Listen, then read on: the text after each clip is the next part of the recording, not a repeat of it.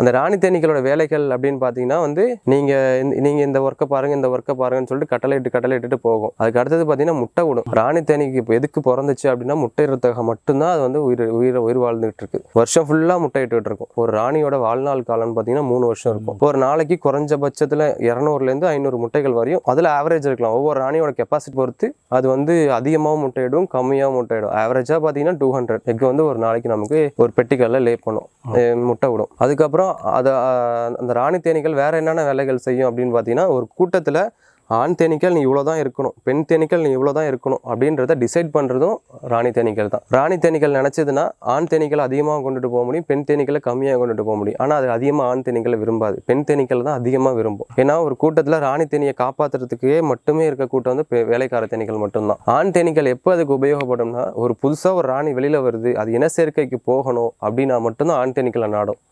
அதுக்கு முன்னாடி வரையும் அந்த ஒரு ராணி தேனி வந்து ஆண் தேனீக்களை நாடவே நாடாது.